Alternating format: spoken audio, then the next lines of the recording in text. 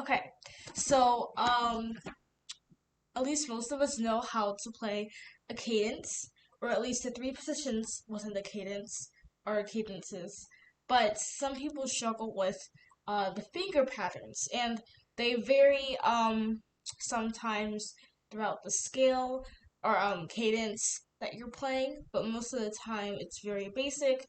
But sometimes the left hand and the right hand may have different fingerings. So I'm going to start off with our right hand on C major cadence or cadences. The three positions. I'm going to start with the first position.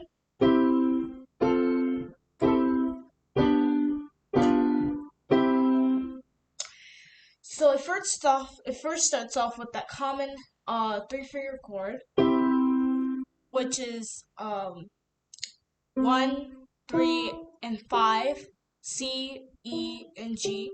And then you use your 1, 3, and 5 again with C, F, and A. And then you come back to that common chord.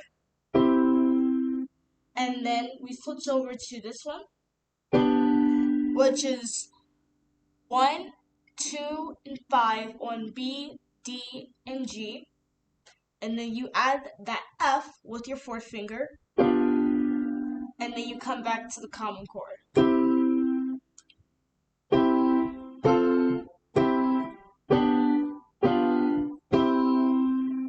Now for the second position,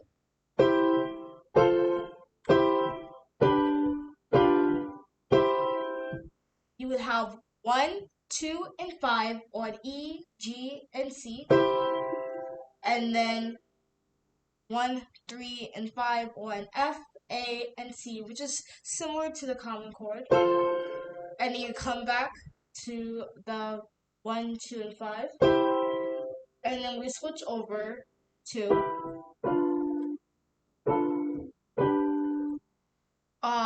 1, 3, and 5 on D, E, and D, G, and B. And then you add the F with your second finger and back to the first chord.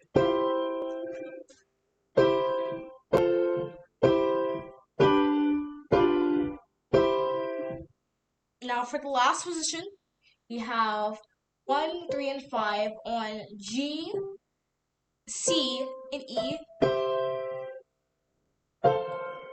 And we still have our 1, 3, and 5, but we change over to A, C, and F. So really you're just kind of shifting a bit. Then back to that first chord. And then we do 1, 3, and 5 again. With G, B, and A, and then we stretch to G, B, D, and F with our first finger, second finger, third finger, and fifth finger. And then you come back to the 1, 3, 5. The whole thing will sound like this.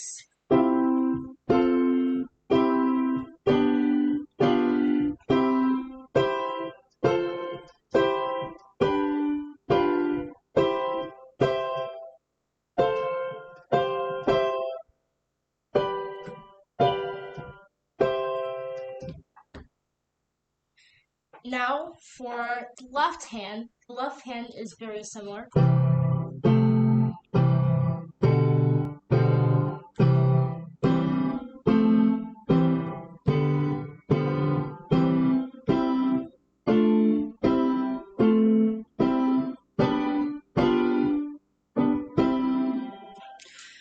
Except for we have a different finger pattern. So of course 1, 3, 5 or 5, 3, 1 on C, E, and G. And then 5, 2, and 1 on your C, F, and A. And then back to this. And then we go over to this one, which is 5, 3, and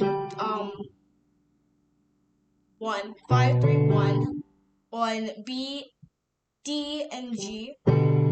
and then you add the F with your second finger, and then you come back to that common chord. Second position would be 1, 3, 5 on E, G, and C. Still 1, 3, 5 on F, A, and C.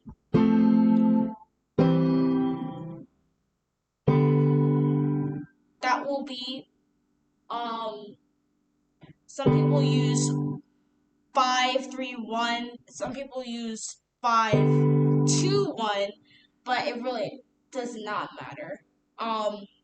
You can use your 5 on D, 3 or 2 on G, and then your 1 on B. And then you would add in that F with either your third finger if you're using 4 for G, or your second finger if you're using your third finger for G.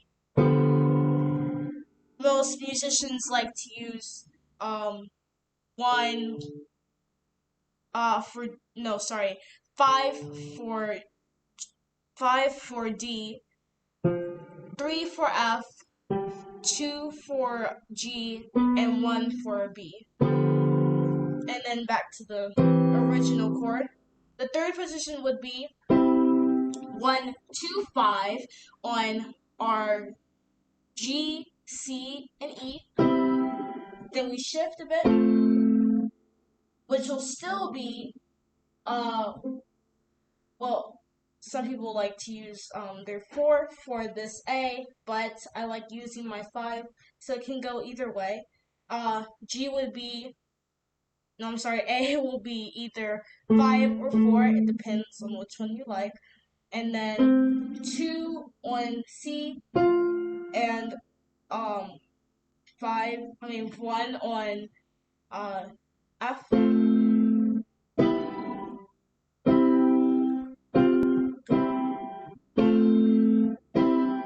And then 5, 3, 1 on G, B, and D. And then we stretch a bit.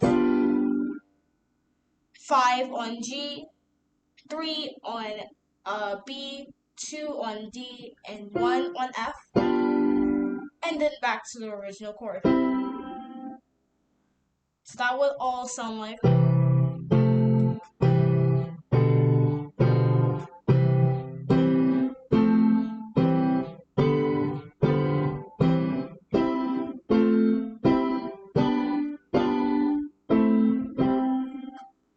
If you practice those hands separately, then you'll be able to play them, I guess, up to tempo, and you get to play them hands together.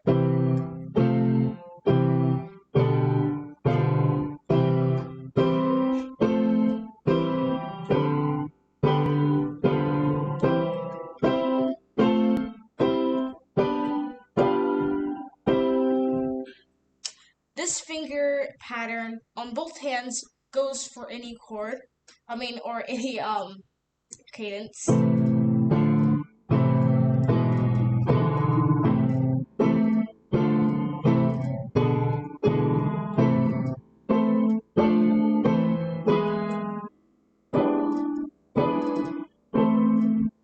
That was the A minor cadence. I used the same exact finger pattern that I had used for the C major cadence. But if you would like, you can also use the metronome to practice these cadences. I'm going to lower it down to 120.